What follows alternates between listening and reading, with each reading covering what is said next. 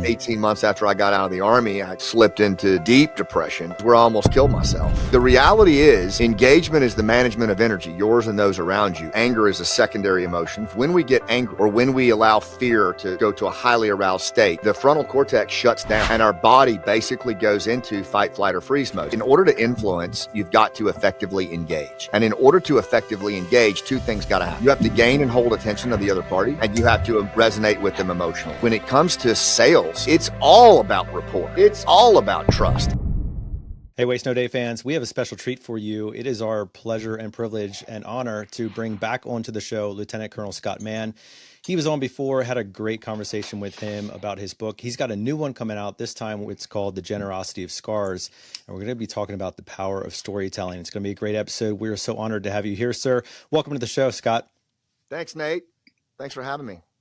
Hey, great to see you again, Lieutenant Colonel. I think we talked about this on the last episode, but our leadership team had some leadership coaching by Scott, and it was a big deal for us. I don't remember what I said on the last one, but I will say that the leaders that he coached, myself, Daryl, and Kyle, honed in on us personally and took some, I don't know if I want to say flaws in our makeup, but certainly places we were lacking, and then individually honed in on them and gave us some work to do to build those weaknesses into strengths. And it's been phenomenal. I'd say probably more Kyle than the other two of us, but all three of us reported immense improvements because of it. So we appreciate that. Thank you. Yeah, that was an honor. And especially those guys sharing their stories more. That was a big part of it. Yep, sure was. It meant a lot to me too.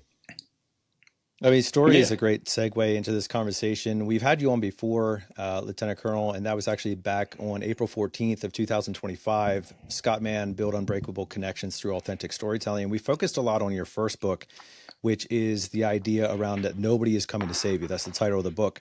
Yeah. And for those, some people might have missed that episode or they're not as familiar with you. So before we jump into like kind of the light abridged version of that concept and then transition into your latest work that is forthcoming here, why don't you give us kind of a preview as to who you are? Yeah, thanks. So I spent most of my time in my adult life in Army Special Forces. I was a Green Beret.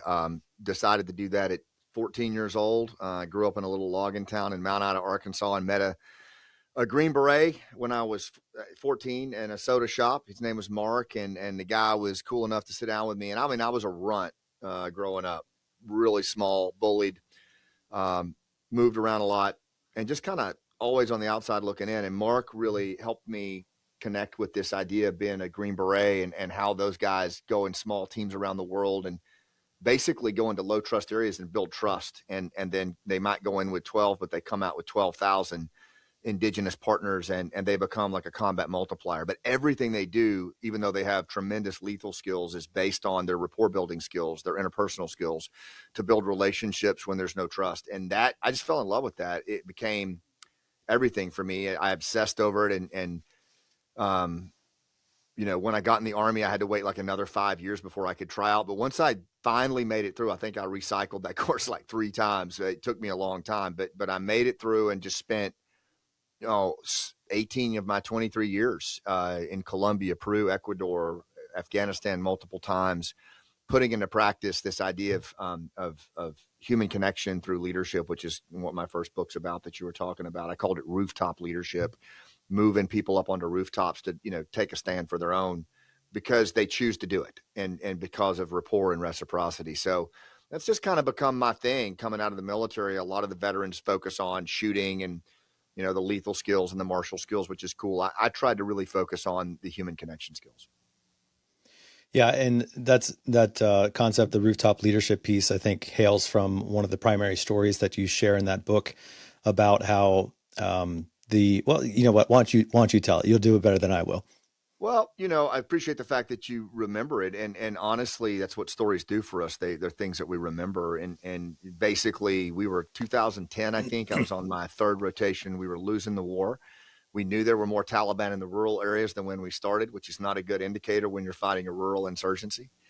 and we needed a new approach. So a handful of us were selected to basically design and implement a strategy that would get us back to our roots. We had really forgotten our roots, in my opinion, as a regiment, as a special forces regiment. After 9/11, we were so focused on payback and retribution that we did a lot of door kicking and a lot of surgical strike like Delta and the other guys do. And I think we lost that by, with, and through approach with the population. And as a result, the Taliban gladly took that opportunity over. So we wanted to push them out of the rural areas. The only way to do that was to basically move into the villages of the most low trust places and co-opt the villagers, kind of Magnificent Seven style. And that's what we had to do. And it was extremely difficult because there had already been a loss of trust to some degree because of 10 years of door kicking and snatching people out of their homes in the middle of the night. Now we want to live there and get their kids to fight with us, right. You know? So it's kind of I'm from the government. How do you like me so far? And so it was a really challenging approach, but we did it. You know, some guys would live on their trucks outside the perimeter of the village for like a month at a time, waiting to be let in. But eventually one village, then 6, then 10. And the whole premise was over time, getting these local farmers to go up on their rooftops when they were scared and intimidated and fight back. And every time we would see it, the first few months, it would be Green Berets going up on the rooftop when the attack would come as they lived in these villages. And then one by one rooftop at a time, you'd see a muzzle flash, then another muzzle flash, then another, until collectively they were defending their community. And that's what I started calling rooftop leadership. And I think it's not unique to Green Berets. I think that type of approach in the world we live in today, where trust is so low and we're so divided, that same kind of thing, we can get people to go up on their rooftops too. And it's all human connection. Yeah, that concept of like lethal bonding and rapport seems like such an oxymoron, right? And the fact that you have trained people who specialize in, killing. Like, I don't want to say that too bluntly, but like that's a tactic. That is a skill set that is trained and possessed. And yet that the primary focus is building relationships. And these two things seem to be such at odds because, I feel like you get in some type of Stockholm syndrome or something like that, where you're like bonding with your captors at the same time. That was you. How did you juxtapose those things in your mind where you knew which one am I supposed to be? Because it feels like, how can you live in both of those dynamics simultaneously? Yeah, I love that. I love the way you framed that. And, what I've learned in the years since then is that, our community assesses and selects very carefully. And what they look for, and this is what I tell young people that are thinking about, do I want to be a Green Beret or do I want to be a SEAL? SEALs and Delta, they move on a target. They take the target down. They're some of the best in the world at surgical strike. And they usually do the mission themselves, and they usually are on and off target very quickly. Whereas a Green Beret, a modern day Green Beret, is kind of a combination of John Wick, Lawrence of Arabia, and the Verizon guy. Yeah. And John Wick, in the sense that you have this baseline surgical lethality that everybody has to have, because guaranteed it's going to go south and you're going to have to fight. But then the Lawrence of Arabia skill, T.E. Lawrence in 1917 was able to walk into modern day Syria and basically co-opt the entire, Badu nation to fight back against the Ottoman Turks. And he did it from the inside out. He did it as a storyteller, a connector, and, became a huge combat multiplier for the Allies in World War I, because basically he mobilized a bunch of indigenous folks to fight from the inside out, but he did it through relationships. He did it through storytelling. And that's kind of that same, I call it the Lawrenceian approach. Can you use your interpersonal skills to go in with 12, come out with 12,000? You still got to fight, but you're going to be advising these 12,000 folks at your shoulder to fight. You're going to train them. You're going to equip them. And then the other piece is the Verizon guy. If you think about that dude on the commercials, can you hear me now? And he'd be like, he'd pop out of a manhole cover. And then, the next thing you know, he's in the jungle. Can you hear me now? And the idea that he's connected in all these places, no matter where he is. He could be in a mud hut in Afghanistan. He's connected to the Secretary of Defense, to the Afghan ambassador, to the Minister of Rural Affairs. He's connected to Doctors Without Borders, in all this vast network that he can, even though he's local, he can create a strategic effect. And to your question, each one of those things, you got to have it, and you got to know what cocktail to mix in the right moment. That's where the real challenge comes in. Because one minute you're looking at this elder that's got a AK-47 to his left and a cup of green tea to his right, you just want him to reach for the tea, man. But you got to be ready for him reaching for that AK as well, and you got to turn it on and off in a second. So it's a very, very, very complex way of being in the world. But I found that it helped me come home and give a set of skills to civilian leaders who are kind of facing similar circumstances, not the AK, but certainly a lot of distrust. Mm-hmm.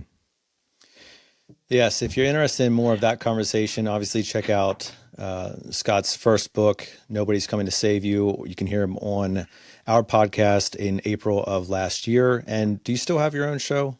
Yeah, I got the Scott Mann podcast, and I've migrated it almost exclusively now to talking about this, about human connection and storytelling, and how leaders in their businesses, whether it's the home service industry, or financial services, can basically use the stuff that's inside us to lead when it's really, really hard. It's the stuff we already possess. We've just buried it. The majority of our listeners are going into homes. It seems like usually, at least when I was younger, oftentimes we're showing up as the hero, and then that narrative could shift as price is presented, right? Yeah. But more and more, particularly in 2026, and as I talk to techs and as I listen to call recordings, we're oftentimes, right now, it seems like maybe more than I've ever seen, we're showing up when one company has left and one company pulls up right after we do. And we all know in the industry, whoever is getting out of their truck first is going in first, right? And typically, the other company is going to wait until you leave to come in. Right. And this can make it fairly adversarial from the beginning. I can listen to calls where the client just says, look, they just gave an estimate. If you're anything more than $3,500 on this tankless water heater, that we might be at $8,000, then just don't bother. Right. And they can be fairly, maybe not, it's probably not animosity, but it's like very direct, very cold, very inhuman, just transactional.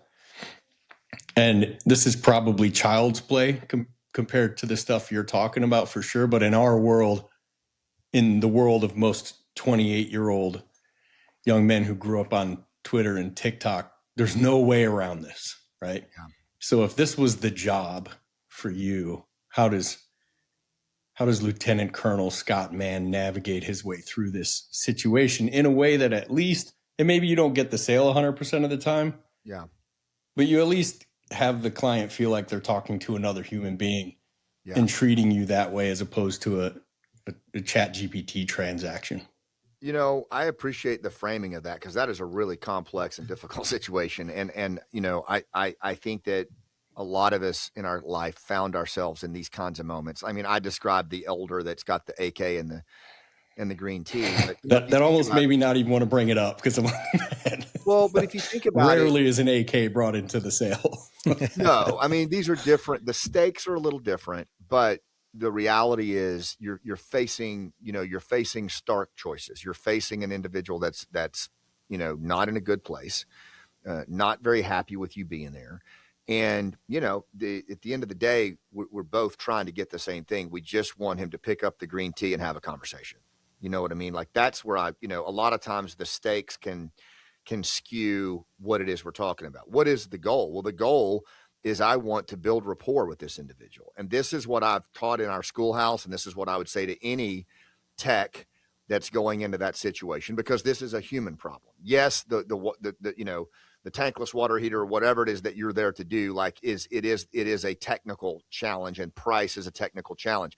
This is a human problem.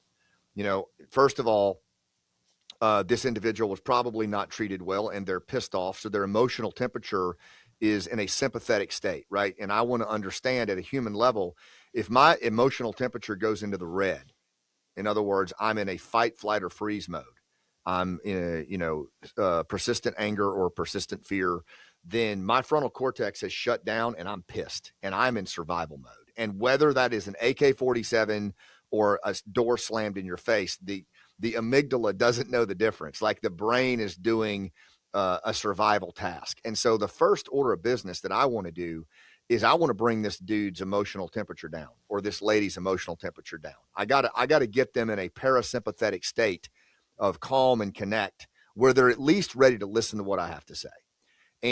So the first thing I would say is, what are the things that you can do in that moment, because you only have a few seconds to engage and try to get them to just bring their temperature down a little bit. And what I would say in that situation is, sir, you know, I'm really sorry that happened to you. I can't imagine what that must have been like. Can you tell me a little bit more about that? What happened? You know, and they might yell and spew, but they're going to probably tell you. And wow, really? That happened? And then what?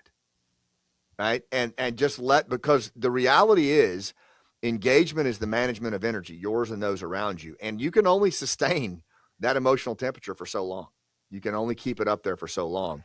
And if you can just ask thoughtful, open-ended questions, let them tell the story. You don't need to tell a story right now. Let them tell their story. And it's a story of how pissed they are. And it's a story of what happened to them. But just be an empathetic witness and just listen with good questioning. And with, you know, now, are some of them just going to say, I don't have time for this, and hang up? Yeah. But what can you possibly do about that? Honestly, if you're trying to engage them and find out what happened and actually listen with discovery, and they choose to hang up, well, then you can't control that. But yeah, well, we're typically in person, so we're in their kitchen, right? You're in their kitchen. Then I think I dare say it's a little easier now. It's a little more offensive in person, face to face, and that can be the tough part, because the worst thing we can do is let our own amygdala take over, and now we're seeing red, and we're going to try to impose our dominance here, which is where a lot of technicians naturally go. Yeah. So what are some ways I'll share in these situations that you've been in, when you even see one of these elders right eye glance at the AK, how are you not just grabbing your pistol and going to work? So let me go outside industry for a second and take you back to where we train our Green Berets, and your folks will immediately locate themselves here. But so, you know, in order to prepare for that elder, right, we take that young Green Beret candidate and we put them in these different scenarios.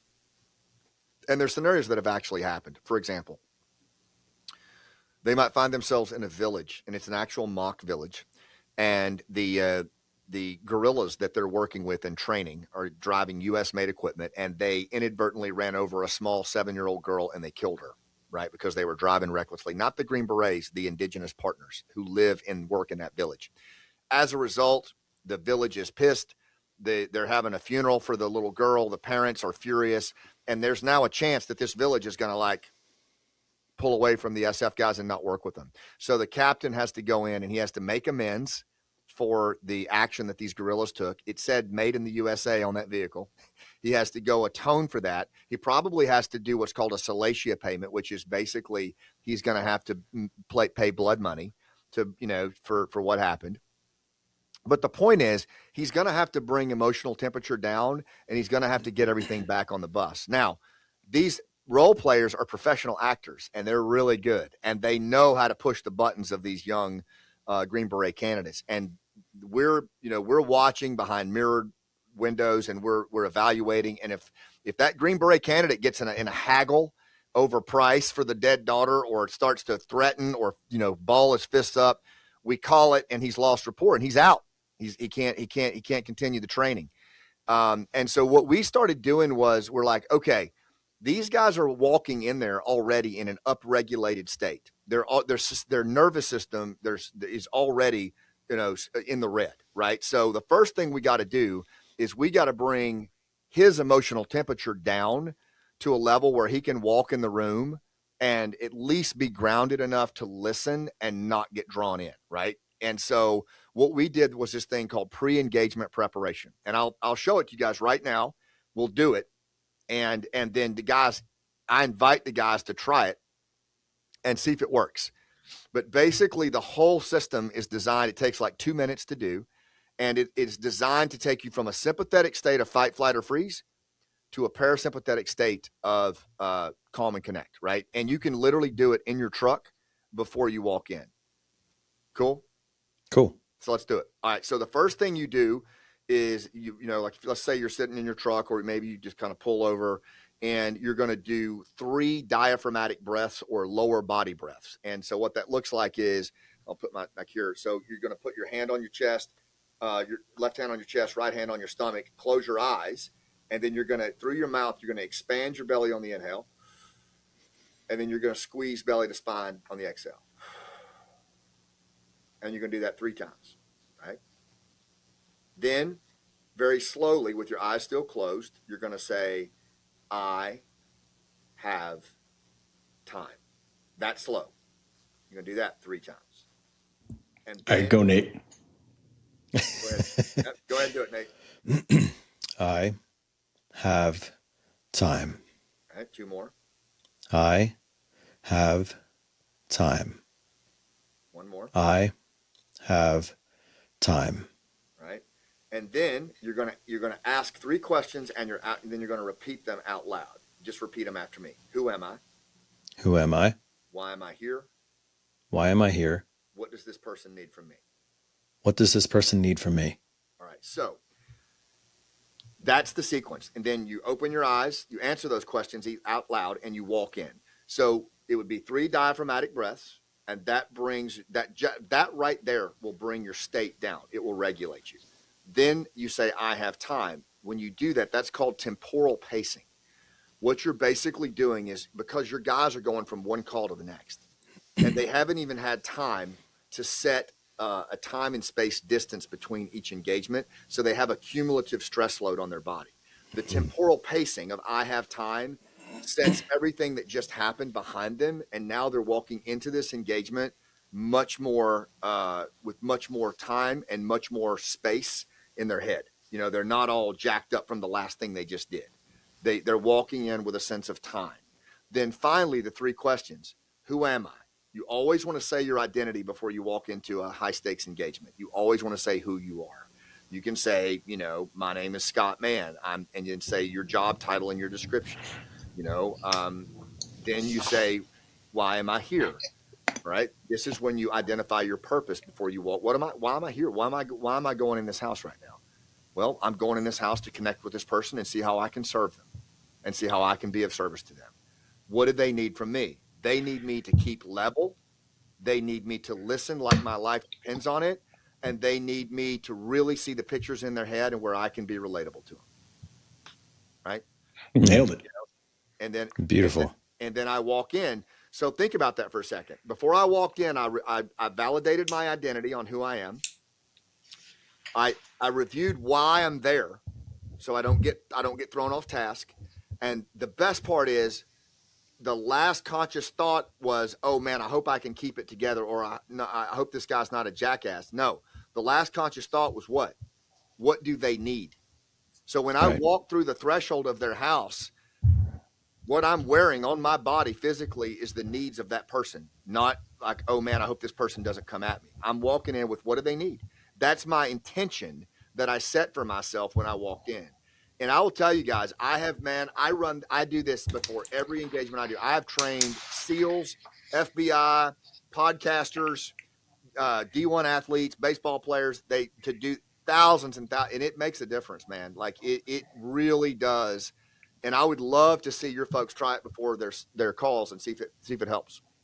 Or the leaders listening to try it before a tough conversation that you 100%. are inevitably going to have later today or tomorrow, especially if we're calling that upset client, which is funny with the calling of the upset client, because it always feels like this is going to be World War III, and it's rarely even like a pillow fight. Like once they get on the phone with an authority figure, it's almost always just like, hey, well, I'll usually I try to start every conversation like that with, hey, just to let you know, I'm Brian with Benjamin Franklin Plumbing in Phoenix. I'm the general manager, and I want to let you know before we start that I'm on this call to serve you and make sure that this experience ends as the best experience you've had. And I just started doing that at some point. Yep. As a cheat code, because I found that if I can get a statement like that out right in the beginning of the call, they soften up immediately. Yes. and because it chills everybody out. But yeah, I because you made a imagine human connection. Yeah, yeah, having that's this right. conversation with myself beforehand would make it even feel better. It does. And I'll tell you where else you can use it too, particularly for the folks in your line of work, is you can do PEP before you go home at night. Because who do we take that cumulative load home to? Our spouse and our Fam. kids. And I've found that doing PEP before you walk in the house is a real good thing to do as well. Who am I? I'm Scott Mann. Now I'm a husband and I'm a dad, right? I'm not a technician. I'm not a sales lead. I'm not the general manager. I'm a dad and I'm a husband. And why am I here? I'm here to go home and spend time with my family and be there for them. What do they need from me? They need me to be a husband and a dad. They need me to just be present and forget everything that happened today. Like, so anytime you change rooms virtually or physically, and you have to engage where the results matter, I think PEP is a great episodic reset. I'll send you guys the video too, but I'm telling you, we've been doing it for several years now, and man, it makes a big difference in your in how you show up.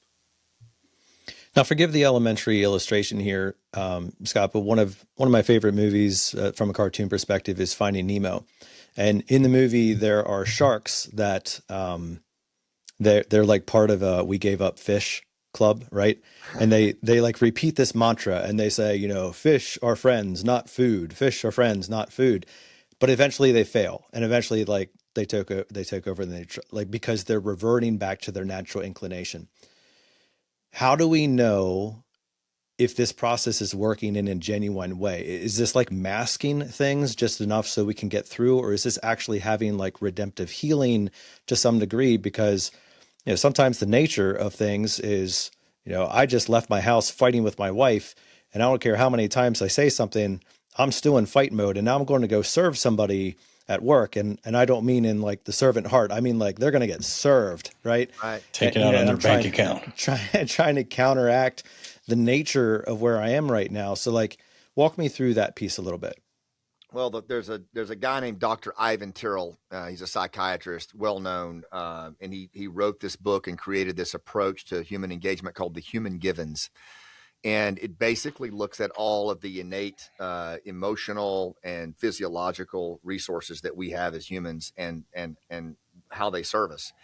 And one of the things that he says is Dr. Tyrrell says that anger is a secondary emotion. First of all, it's not a primary emotion. We go to anger after we've been in fear or other primary emotions for a prolonged period of time. But anger is secondary. Guilt is secondary. So it's not even a primary emotion. So how the hell can it serve us in engaging other people when it's a secondary emotion, really? And second, if you stop and think, is this other thing he says is anger makes you stupid. Right. Basically, because what really happens when we get angry or when we allow fear to go to a highly aroused state, the frontal cortex shuts down and our body basically goes into fight, flight, or freeze mode. So what's happening is you're going into a primal trance-like state, and your body is basically taking a primal approach to survival. And so your ability to do what you're supposed to do as a social creature on a normal basis has been interrupted by this episodic fight, flight, or freeze state that you're now allowing yourself to be in, where your frontal cortex isn't even working. Like, so whatever it is that you're going to do is almost guaranteed to be wholly inappropriate for the moment that you're in. And so if you can even if you don't want to do the PEP thing, again, I'll go back to like the guys that have to go in the house.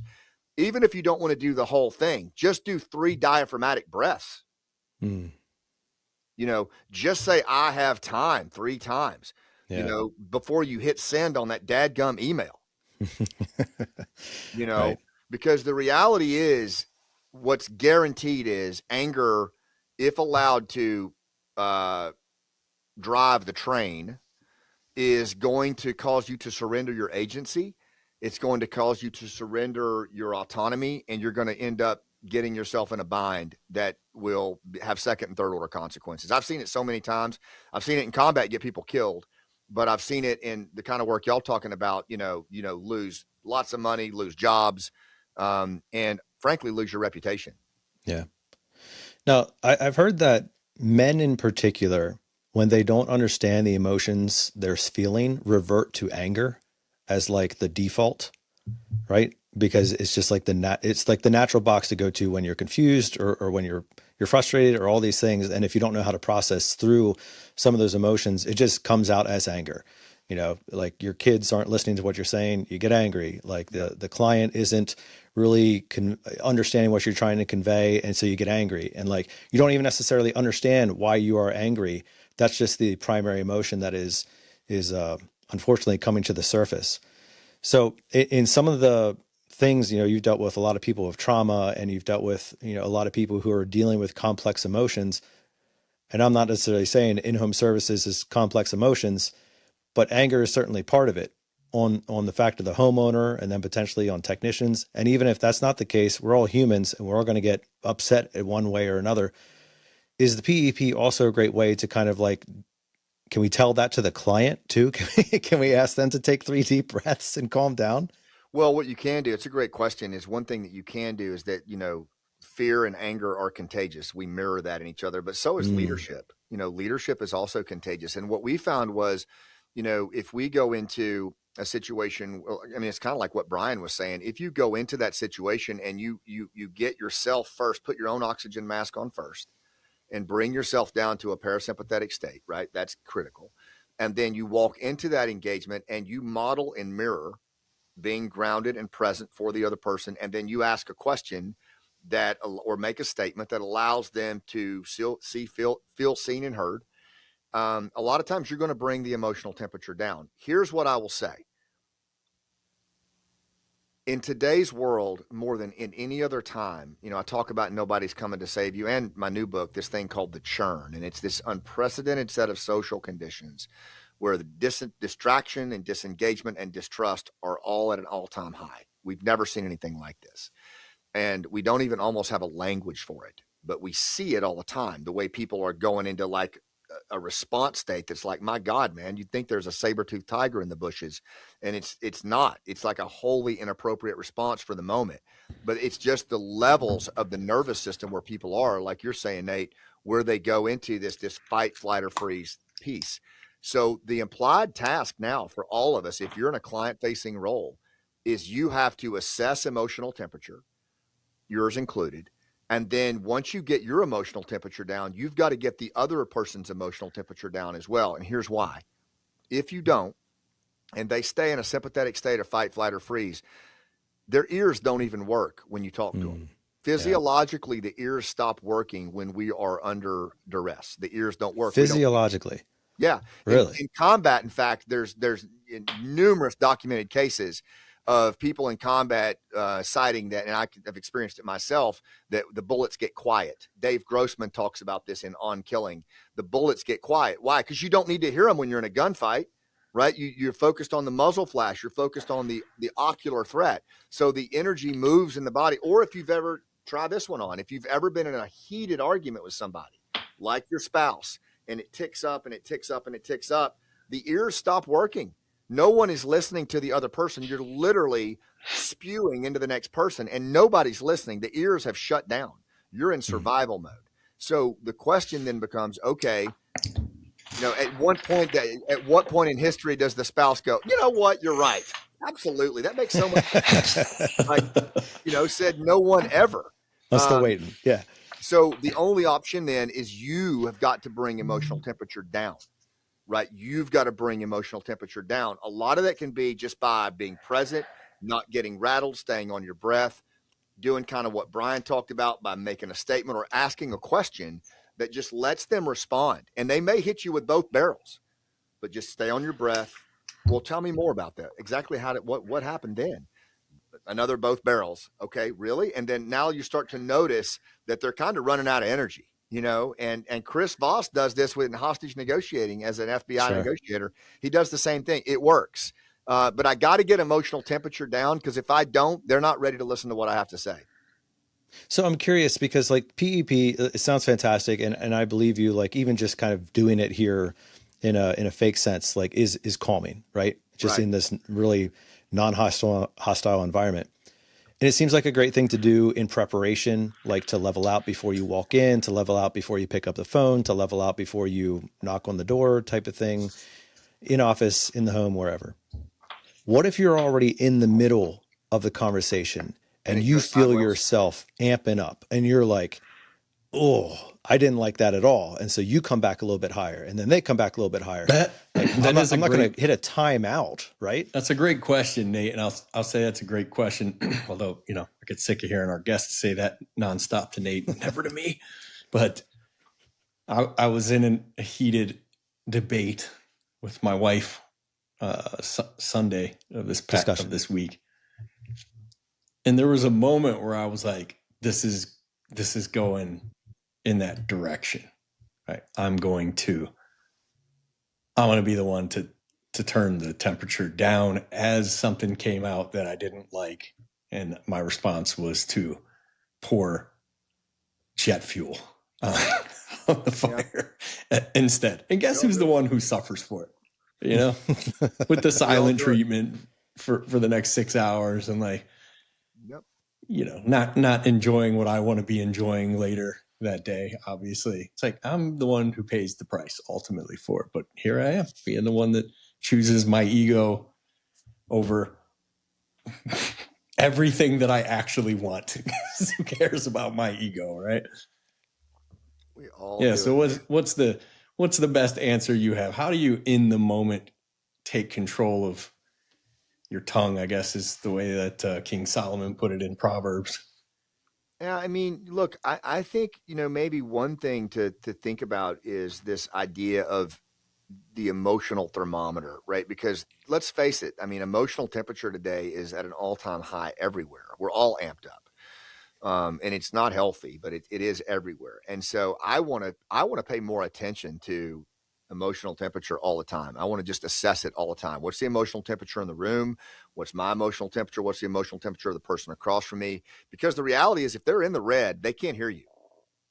They can't hear you. You cannot engage other than straight up coercion. So if that's your goal, and coercion's that always has second and third order effects, as you eloquently put it, Brian.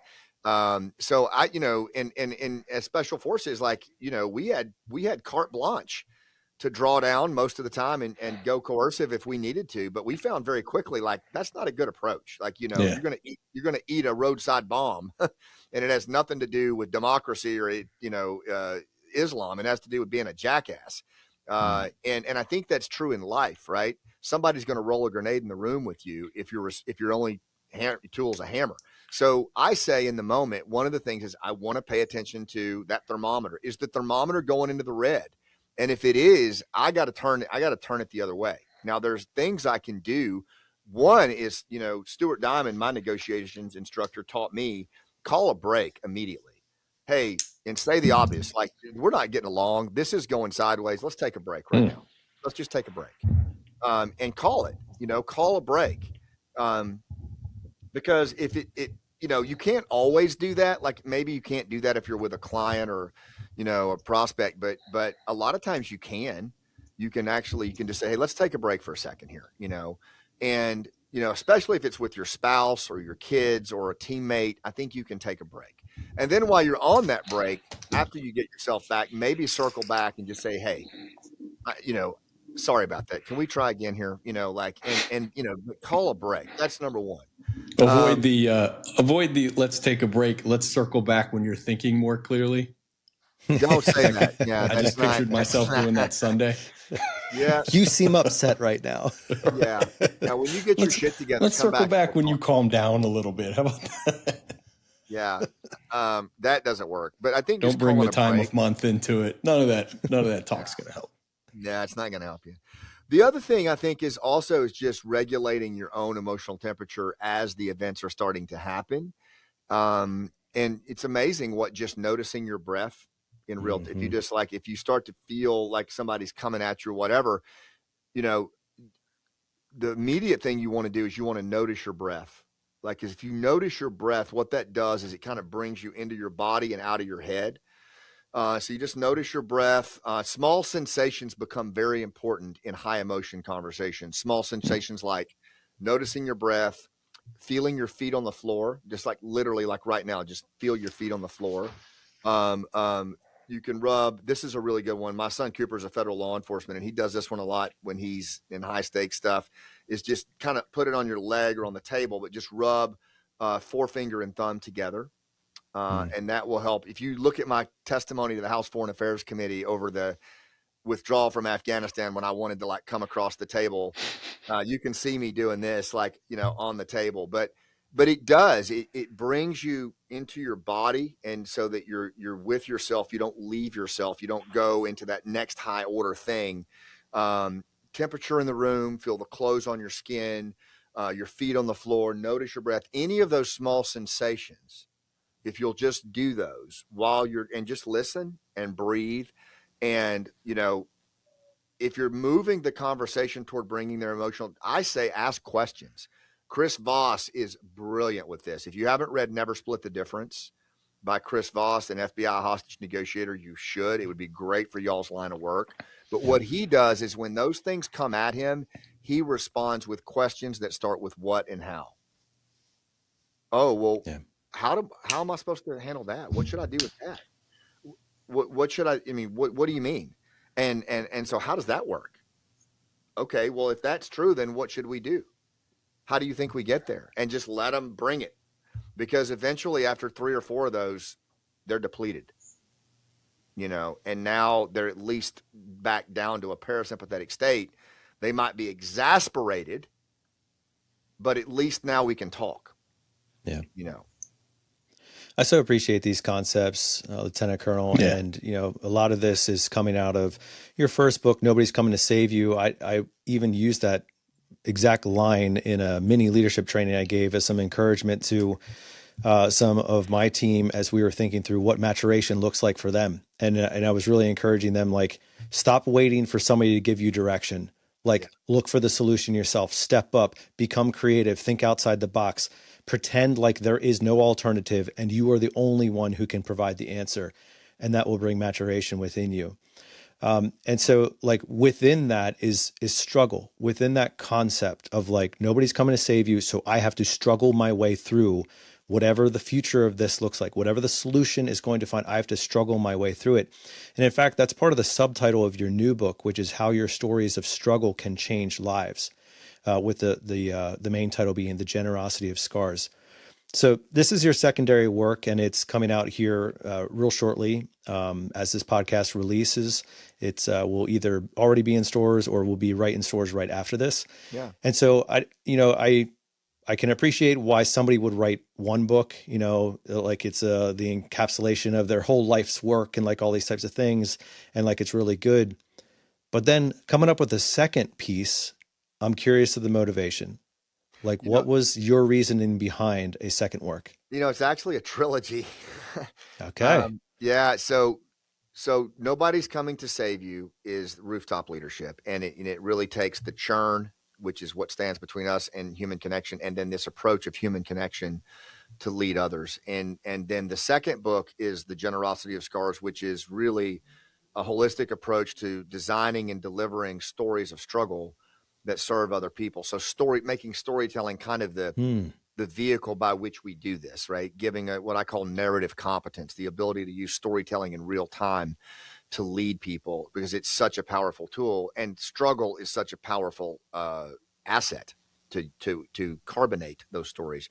And then the third book, actually, it'll come out in about a year, is so leadership. Rooftop leadership is the first one. Storytelling of struggle is the second. The third is Leaving Tracks. And it was something that my father, I talked about it in Nobody's Coming to Save You. My dad, Rex, who passed away this summer, used to always say to my brother and me about, in our job in this world is to leave tracks of legacy that people that we'll never even meet will benefit from. And that's how we should navigate the world, is that we should think about the tracks that we're leaving. And that's how he lived his life. And I wanted to finish up this, this is kind of my opus, I guess. This is, after a career in special forces and getting older, I wanted to leave some things in the world that maybe might help people I would never meet. And Leaving Tracks is the last one. And I co-wrote it with my dad before he died. He was suffering from terminal cancer, and we knew he was leaving, but we, yeah, it was special, man. Like, it was and I'd already gotten the deal from Hachette for the third book, and I knew it was perfect. And so to be able to have done that with him before he left this world was really special. And it's kind of the third piece of it, which is, what are you leaving behind? Like, what are your tracks that you're going to put in the earth that serve other people? So it's that's the motivation, I guess, is to talk about human connection, storytelling, and legacy. Yeah, and of course we're sorry to hear of his passing, and what a special moment and memory, and of Yeah. course legacy then to capture that together. That's great, Brian. Go ahead and put that on the calendar a year from now. We'll bring him back on. We'll look forward to that. But for right All right. now, walk Awesome. us through this idea, the generosity of scars. Like, what is the primary, the motivation behind that? Even the title, the generosity of scars. What does that mean? Yeah, well, it basically means repurposing your struggles into stories that serve other people. That's really what this approach is about. So it's not just storytelling, it's scar storytelling.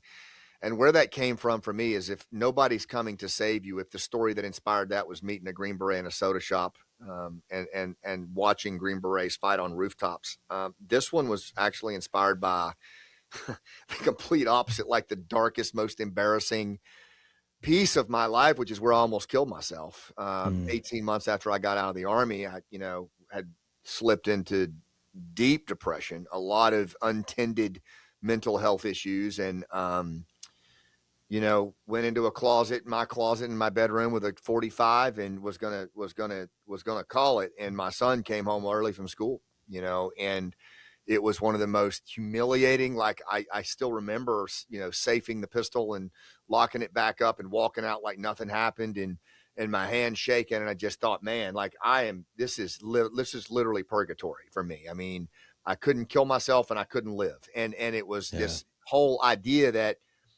I knew I was still relevant. I knew there was something to offer to the world, but I had got so much anxiety and frankly, just, I don't know, loss of identity, loss of purpose from leaving the military that I couldn't even get in front of veterans anymore and talk about the stuff that I knew how to do, which was human connection and leadership. And ended up, a buddy of mine who was a mentor, he's a business owner, never served. He knew I had something to say. He actually recommended I go to this storytelling workshop in California, a speakers thing.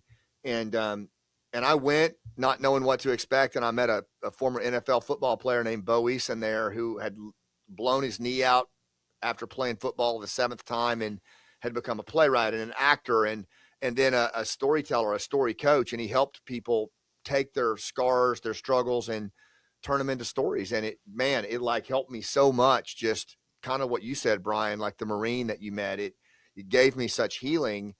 And not long after that, I met a Green Beret buddy of mine in New York at a transition conference and who was thinking about taking his life. And I told him reluctantly the story of me standing in that closet. And we'd been friends a lot of years. And like when I started telling him, he was off on some distant ridgeline. I could just see he was not here. And then by the time I was done with the story, he was completely locked in like we are right here. And, he's like, "Are you serious?" And I said, "Yeah, man. I mean, that happened." And he's like, "Oh my God." And we started talking, and he had located himself in my story, and he was autobiographically listening and processing his own life as I talked about that story. And it was hard. It sucked, but it changed a lot of stuff with him. Today he still helps with veteran suicide. And so for me, it was a real thing. It was like, wow, like that was one of the most embarrassing points of my life, but yet when shared in that way, it actually helped somebody. So I started working on studying storytelling as a craft. I did a TED Talk, then another TED Talk, then another TED Talk. Then I started coaching TED speakers. Then I started studying Bo Eason, Pat Quinn, indigenous storytellers, going on the news, writing books, anything that would help me become better as a storyteller so that I could help veterans primarily, and then gold stars, and then first responders take their scars and turn them into struggle or into stories. And then at some point I started working with, corporate leaders, business owners, and blue collar folks, like anybody that had, because we all have it. I mean, Brian, your story of what you went through as a kid, I mean, is an example of the generosity of scars, how you take a struggle that you went through and you repurpose it into a story that serves other people. And so that's really it, man. And it turns out there's a real process to it, that if you can take these stories, the things that are the blemishes on our soul, and put them into a narrative, man, it can, not only can it change lives, it can save lives. Mm-hmm. Yeah, I think 2 comments on what you said there. One that I think is profound is that the element of story allows the listener to place themselves in the story itself. Yeah. Not necessarily in the fullness of the story, but in different aspects of it that connect with them. Right. And that, I love like the Lord of the Rings, and I love these like grandiose stories with tons of characters, and like each character has flaws and all these and struggles and all these things. And like, you don't necessarily relate with every character to every degree, but you relate with many different characters on specific things.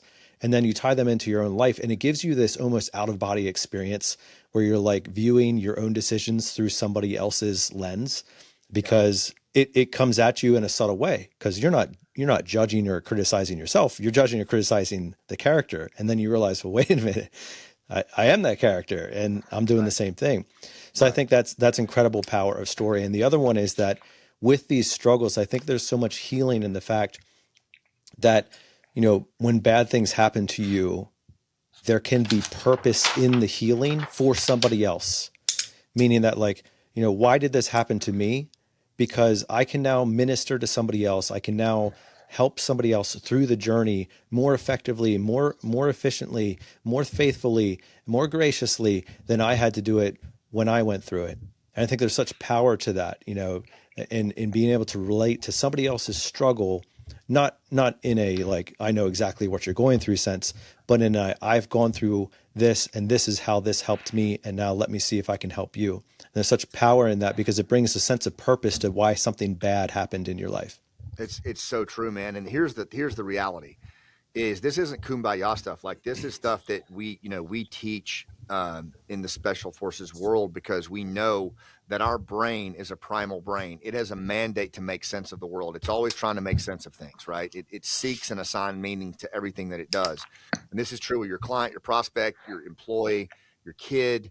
And the way that it does this is through storytelling. Our brains use storytelling as a sense making tool, and we have for like 100,000 years. But even within that, though, there's a certain approach to storytelling that if you struggle to resolution is what allows us as humans to make sense of the world. So if I stagger into the fire pit 10,000 years ago and I'm like, okay, I'm all bloodied up, I'm like, let me tell you guys why saber-tooth tigers make crappy pets. You're going to lean in and you're going to listen like your life depends on it. Why? Because it does. If I just walked in and said saber-tooth tigers make crappy pets, you'd be like, yeah, cool, thanks for that. And you'd go out and you'd have to find out for yourself. But if you experience the struggle first, and as you talked about, Nate, you go through, it's called, what happens is the minute you start to talk about struggle, if it's authentic and in the service of your audience, we go through what's called narrative transportation. You are immediately transported into the story of the other person. Yes. And then once that happens, the next amazing thing happens, which is called autobiographical listening. So my dad's battle with cancer becomes your sister's battle with cancer, or your battle with cancer, or crap, I hope I don't get cancer. But every single person is sitting in there autobiographically listening. In other words, processing their own lived experience in the safety of that story that you're telling. It's the most generous thing we can do, because you're allowing each person to make sense of their own stuff based on the stuff that scuffed you up. And so you've completely repurposed trauma, grief, pain, embarrassment. And now it's become an asset by which someone else can make sense of their own life. And I just think we need that more than ever. We certainly need it from our leaders. That's why I wrote the book. Yeah, I want to make it accessible to anybody, because if you can do that, man, you can accelerate trust. You can help people find a way out of something that they maybe didn't know a way out of. It's a powerful, powerful tool. You wrote in it sure is. In the book, you wrote, stories are how we make sense of chaos and how we lead others through it. And yeah, that was a really cool point to me. And Nate, I'm sitting here reading my note that I wanted to say, and Nate, without saying the exact quote, literally summed that quote up. But I was like, well, he's not stealing my thunder because he can read my notepad here. But as I thought about that in your case, not even just chaos. Like, I was in South Carolina a few months ago, and I shot Scott a text and let him know, but an electrician came up to me and told me how he appreciates the show and said that he was in a pretty dark place.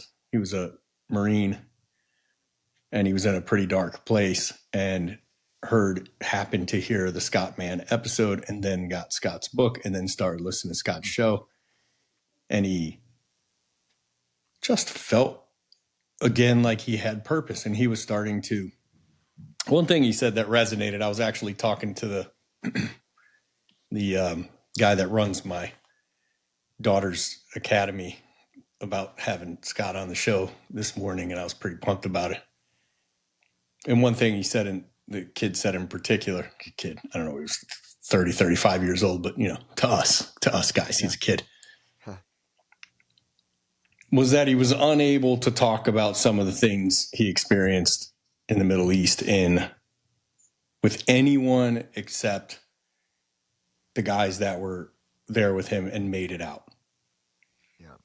And because of the book, he started sharing those stories with people who were going through tough things. Mm. And the more he did it, the more it wasn't like he felt more darkness. He felt more light, and he felt more alive, and he was like, I think it's exactly what Scott Mann was trying to say in that book, but it worked exactly like that, sharing the story. And I said, well, boy, you're going to love his next book. Yeah. When you shared that with me, it came at a time when I was kind of going through it too, questioning, how we do sometimes, like, is this even happening? And it was, I had that feeling, man. And it was wild. It was 2 days later that I shared it. I was at the airport and I was feeling some kind of way in the airport. Yeah. And I've said it on this show before many times when I think I had to land and like get home and record some ads for Blue Collar Closer. And then I believe Nate and I were doing a podcast that evening, and I got snowed in to Myrtle Beach. So instead of a 2-day trip, it was a 5-day trip, and I missed Monday. So I'm like flying back on Tuesday, and I hadn't seen the family in many days. And instead of spending the time with my wife or my family, I was going to be spending time with Nate on a no guest episode. Yeah. My third favorite person to spend the time with. And I was like feeling it. And I was like, And then, so what I did is I cracked open the Apple Podcast app and I started glancing at the reviews of Waste No Day. And I'm like, yeah. And then I started thinking about that kid or guy, that electrician. And I'm like, yeah. And even that, I'm like, what am I talking about? Like, I'll see the family for a minute and then I'll record the show and we'll help one person in a service truck going through something. And that's enough reason to do this. And then I was thinking more about that electrician. I was just like, imagine if Scott's going through that right now. And I know you can, because I know I can. Yeah. And you've been through a lot more than me. And I'm like, I'm just shooting the text. I was going to call you, but I'm like, that feels presumptuous. You can call me anytime on that, and I would love it if you do. But I was so thrilled next time. Yeah, please. No, I'm serious, and I'll take it. And I was so thrilled to get that text. It came at exactly the right moment. And I would, wherever you are out there, Marine, get in touch with me through Brian or whatever, or Nate, and I'll send you a copy of the book, man. I'll send you a copy because that to me means more to me. That means more to me than anything. At this point in my life, like that is for me, that is the tracks that I want to leave in this world. If I can help someone, whether they're a veteran or not, just find their voice and tell their story. Because I see so many people, you guys, that have, young people, amazing humans that have been through so much, and they think it doesn't matter or it's just the way the world is, but they've got so much wisdom and so much to offer because of what they went through. And they're here, they're still alive, they're still kicking, and I'm a recovering alcoholic, and I am around addicts and alcoholics all the time. And their stories to me are some of the most beautiful stories on the planet.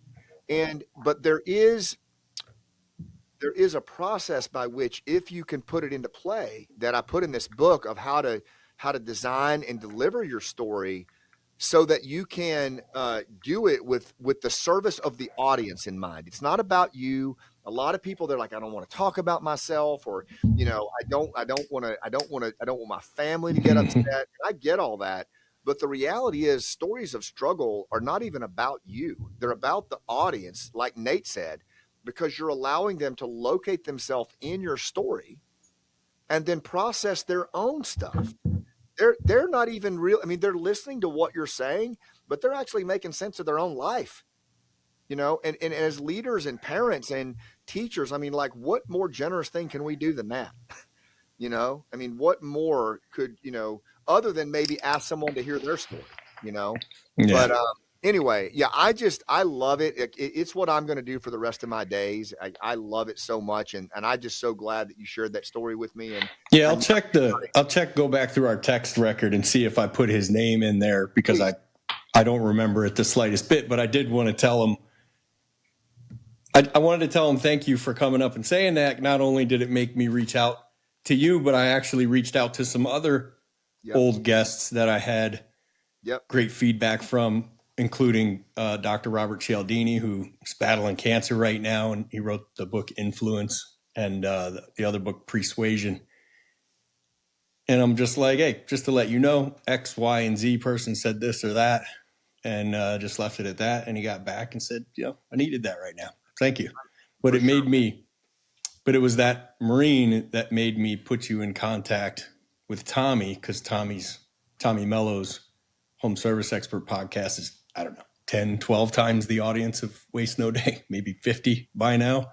And I'm like, let's see if we can give Scott a bigger bullhorn to the trades. And man, thank you. And I talked to Tommy today. And by the way, he mentioned Robert, and I'm amazed with that guy. And I think that dude has just changed the game on influence. Well, Lieutenant Colonel, as we kind of wrap things up here and start bringing it in for a landing, I wanted to understand something around kind of the reality of this, because everything that you're saying, it sounds beautiful, it sounds lovely, it sounds healing, it sounds, merited. A lot of our listeners may be thinking right now, dude, I'm a plumber. I'm going into somebody's house. Yep. I'm not looking to have story time. I didn't bring my first chapter reader book with me. Mm-hmm. Like, I'm here to fix their toilet, charge some bucks, and get out of there. Yeah. So I acknowledge the fact that storytelling is healing and has merit and does all these good things. How do we bring that into our day-to-day lives? Like, how do we bring that into the workplace? Because this sounds like something that I would attend a weekend conference, that I get forced to go to or something like that. And like, yeah, okay, I feel better on the other end of it. But like, how am I supposed to do this between my 7 to 5 when I'm going to see a client and they're just looking to get me out of their house as fast as possible? Yeah. I mean, first of all, I would say to that person, give yourself more credit than that. Because if that's, because I think there's a lot more to your life than that. I personally believe. And secondly, I believe that you've got stories inside of you that your kids need to hear, that your community needs to hear, that your Rotary Club needs to hear, that your mother needs to hear. Like, there are, and I'm saying this as a former Green Beret that kicked doors in for a living, like, I mean, and what I found is that of all the tools that I brought home from war, storytelling was the number one tool. If I was going to have 1 hour with training a room full of Green Berets, brand new, who were heading into Iran, and one of them was my son, I would train them in storytelling, because the reality is, I call it narrative competence, the ability to use storytelling in real time to meet your goals and the goals of the other party. And the fact of the matter is, we've been telling stories for 100,000 years. Storytelling is innate within us as humans, and storytellers own every room they walk into. It doesn't matter. And there's nothing that says some of the best storytellers I've ever met worked in home services. They worked in the trades. They're able to literally transport you into where they're trying to take you through the stories that they tell. It's not reserved for any kind of touchy feel. I mean, it can be, but that's not where I'm coming from. This book, I will tell you, if you read it, that's the reason that I think it will land with the folks you're talking about, Nate, is every chapter is multiple stories of combat wounded, Gold Star family members, gentleman who's had a stroke and 70% of his cerebellum is gone. My dad trying to restore a functionally extinct tree. And there's a lot in there just about how do you just use storytelling in real time when you're dealing with the kind of situations you talked about. One of the big things that I talk about in the book is how do you actually ask questions that let the person across from you respond in a narrative that give you an edge in how you engage them, because nobody asks questions anymore. So I think anybody that has that skepticism, one, I love it. I appreciate it. I think what you'll find is by the time you're done with this book, that you'll realize that you have stories inside of you that the world needs to hear in a range of ways, and that you can use them in everyday life, and you can use them in the moments that matter the most. And the fact of the matter is, if you don't, somebody else is going to tell your story, and you're not going to like the way it comes out. Let me ask you this, Scott. You just got me thinking about getting our team in Phoenix and my teammates to tell more stories as an exercise, because I'm a role play guy. I have a lot of questions here that I wanted to ask on my notepad about operating under pressure. And as I even read the questions back that I wrote, it feels like the answer to all of them is having done it so many times in training that it's natural in combat, right? Yep. So the first thing I think is, if I'm going to make storytellers out of our team, the thing that we have to do is get them to tell more stories in training, right? Yeah.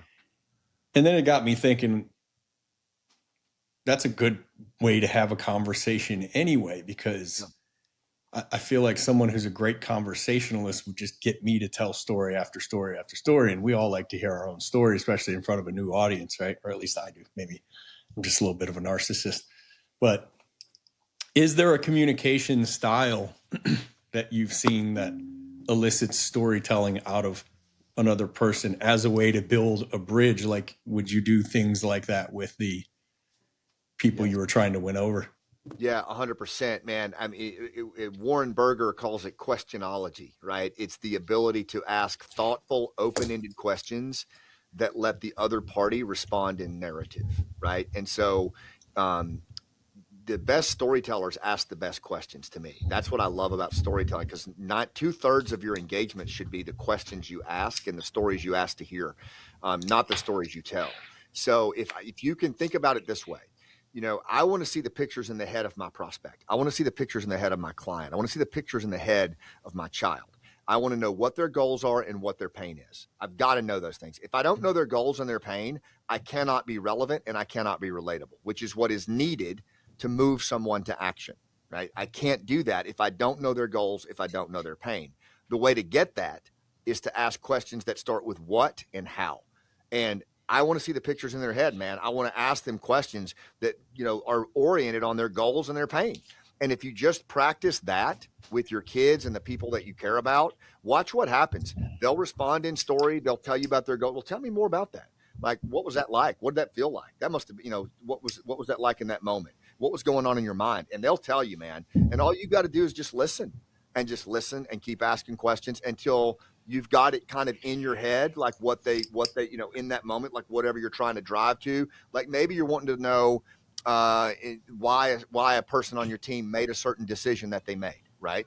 You're not judging it. And if you ask what and how, you're not judging. If you ask why, you're judging. But I let them respond in story, and then I might say back to them, okay, this is what I think I heard. Is that right? And they say, that's right. Then you have really got a good sense of context, and now they're ready to listen to what you have to say. And now it can be like, okay, well, would you mind if I share with you kind of my position on this or my story about this? So I found that, just asking those questions of what and how that tell you goals and pain.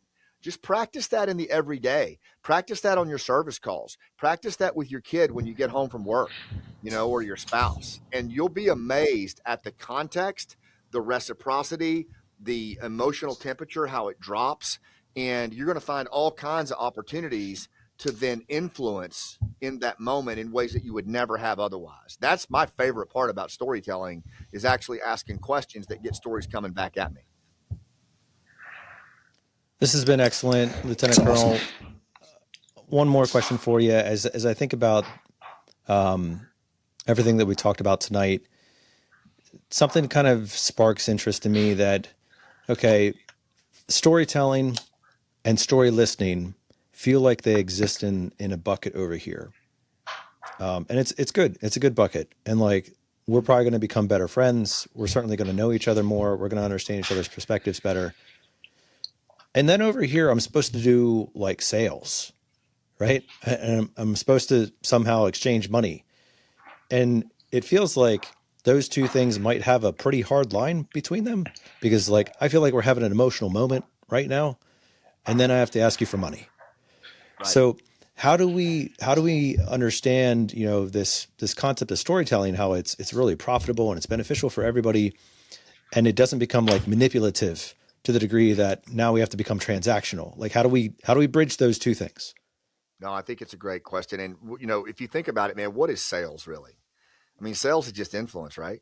I mean, Sure. that's what you're doing. You're influencing someone to take action, and there is an exchange of goods for services or goods for product. But at the end of the day, you're influencing them to make a decision. The same way if you teach someone, there's always a transaction that's in play here.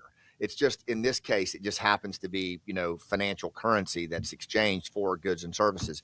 But the point of the matter is that it's all influence, and in order to influence. And Dr. Kendall Haven did a massive study on this that we still teach in the special ops world and other places. But basically, he said that in order to influence, you've got to effectively engage. And in order to effectively engage, two things got to happen. You have to gain and hold attention of the other party, and you have to resonate with them emotionally.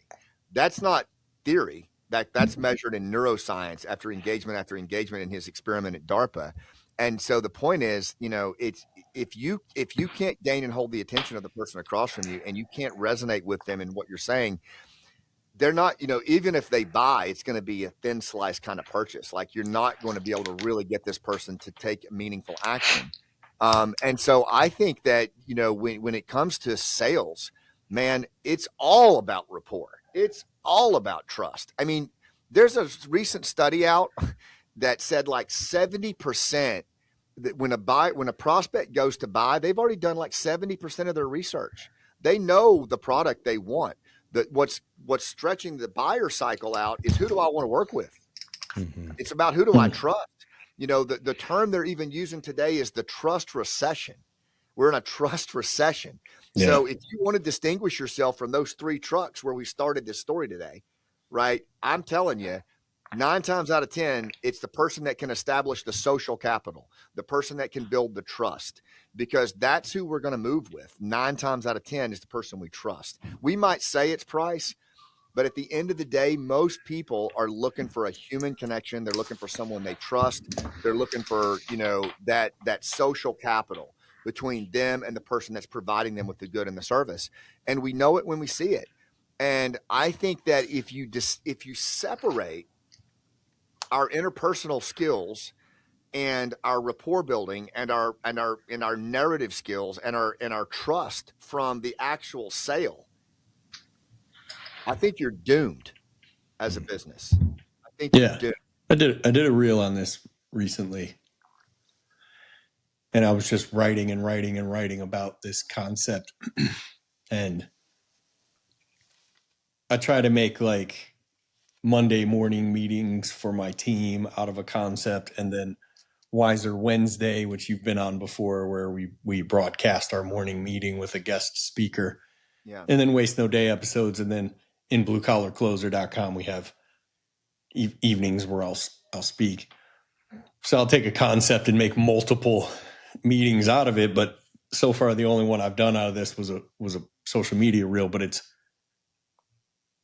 for, I believe, probably upwards of 95 to 99% of people. There's that real tiny subset of people that are just plain looking for the lowest price for their situation right there.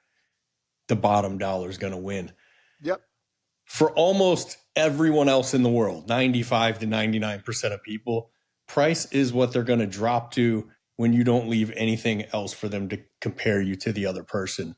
100%. From. And so if you just walk in 12 minutes and you present a price and you're not the lowest, you have asked them to escort you to the door. Yep. No story, no rapport, no warm up, no getting to know them, no allowing them to get to know me, because that's the big part that makes them value you, is getting to know you a little bit. And I usually feel like, I train pretty hard on at least 70% of the sentences of the statements that we make in the home need to end with a question mark.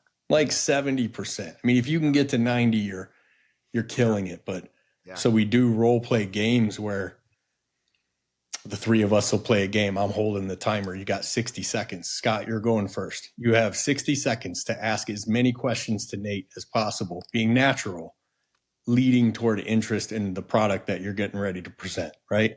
So like, isn't it beautiful outside? That doesn't count. But how long have you been in this house? How long do you plan on being here? How many people live here? How many people touch the thermostat? Like, these kind of things all count. Boom, boom, boom. And at the end of 60 seconds, whichever of you ask the most questions wins the role play game, right? And it's not a perfect game for designing the kind of questions that we need in the home, but I think it's a perfect game for making us organize our thought into questions as opposed to statements. Because how much different do you feel when I make a statement at you versus when I ask you a question to make you make the statement that I wanted to say? Like, how much better received is that? It's a completely different conversation.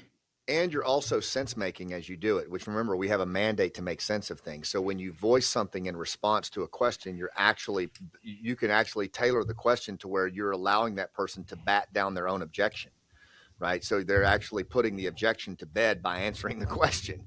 And two things that I would also add to that, Brian, I love that game. And I think that Warren Berger, in his book, Beautiful Questions, he makes two more suggestions that tactically might be helpful to you on that. When you all come up with those questions, have somebody capturing those questions, because if you can put those questions into a database, if you think about it contextually, the engagements that y'all do in the day-to-day are not that different. They're fairly similar. And if you start getting a database of beautiful questions that work really well, then make that part of your regimen, not just questions that you come up with, but also harvest the ones that are really powerful, and also incentivize your techs and the people that are on your sales calls or your service calls. When you identify a question that works really well, that should be an immediate across the formation that this question worked really well, and it should go into that database and shared, because you're talking about real assets here. You're not wrong. I've tested this in so many different ways, and it is exponentially more. It creates reciprocity. It puts you at a competitive edge. And if you can harvest the questions and reuse them in ways that are, just still appropriate, it's amazing. And it really takes a lot of the guesswork out. In that way, even if you're not a great questionologist, if you just take the ones that work well and you start integrating them, you can pick it up quick. Fantastic. Our guest today has been Lieutenant Colonel Scott Mann. His new book, The Generosity of Scars, is coming out, or has already come out, on May 12th of this year. It's going to be a great book. Looking forward to listening to that one, or reading it, depending. I'll be listening. But we are enjoying that. Thank you, Lieutenant Colonel, for sharing your stories with us. Thank you for being generous with your scars. If people are interested in learning more about you, about where to find the book, about your podcast, about your resources, where are good places to make all those connections? Yeah, if you go to scottmann.com, 2 T's, 2 N's, everything is right there. And for anybody that that wants to tell their story at an executive level, I coach on that as well, and all that information is there at the website. Also, check out the YouTube channel, the Scott Mann podcast. Yeah, thanks. The YouTube, we've recently started doing videos. The last time you were on, we didn't do video, but we do now. He does videos, and he's got the coolest studio, I think, still that I've ever seen. It's a freaking awesome studio. So yeah, check it out. What do you have for, if people want to help in your war on veteran depression? Where can we go? TF Tango Foxtrot, tfpineapple.org. Where we're really taking storytelling on the road. I didn't even mention this to you guys, but my new play, 11 Days, is touring, and we think we may even have a Broadway producer behind it now. So it's really picking up steam. That's great. Yeah, can't wait to see it. I've never seen a Broadway show, but I'll go see this one. Well, it's touring right now, and we'll definitely work to get it out to Phoenix. Cool. I'll be the first ticket holder. What did you say that was? TF? tfpineapple.org. Okay. We'll put it in the show notes too. Thanks. That's awesome. Well, Lieutenant Colonel, we really appreciate it. The last question for you to take us out on is, if I have been listening to this episode and I'm interested in maybe giving this a try, but I feel kind of awkward, like maybe I don't really have stories worth telling, or I wouldn't even know where to begin or how to even start a story. Like, I don't know, I'm not an author. I'm not a playwright. I'm just this guy. Yeah. What is your encouragement to somebody who's saying, like, I'm willing to give it a shot, but tell me where to start? The two best stories, scar stories that you can tell in the service of other humans. The second best one is the one that you don't want to tell anybody else. And the very best one is the one that you don't want to tell yourself. And the reason is because there's somebody sitting out there, like that Marine that I never met, who was facing suicidal ideation and had no way out, and all of a sudden located himself in a story of a guy he'd never met. And that happened to be a story that I never wanted to tell myself and never wanted to tell anybody else. That's not unique to me. It's not unique to soldiers. We all have moments in our life that we don't want to tell others about and we don't want to tell ourselves. That's the very place where someone is sitting right now that needs a way out. And just by hearing you share that story and how you found your way through it, they might find their way out too. That's a great place to leave it. Lieutenant Colonel, we appreciate your time, your service, your stories, your scars. Thank you for that. And we hope that everybody enjoyed that episode. If you did, of course, hit him up on his channels, buy his book, listen to the Audible. Make sure you make connection. If you are experiencing trauma or suicidal ideas yourself, of course, you can find that at tfpineapple, I believe it's .com. And make sure that you check .org. Thank you. Check out that resource, of course. Look for that healing, please. And we do care about you. We do care about you. There are other people who care about you, and we want you in this world. It's been a great episode. Make sure that you share this one around. Make sure that you read that book. Make sure that you start telling your story. You do have a story to tell. You're living it right now, and it will impact others. And that is such a value that is needed in the world today. We, of course, want to leave you with our challenge, which continues to be the same: to choose to wake up each and every morning and waste no day.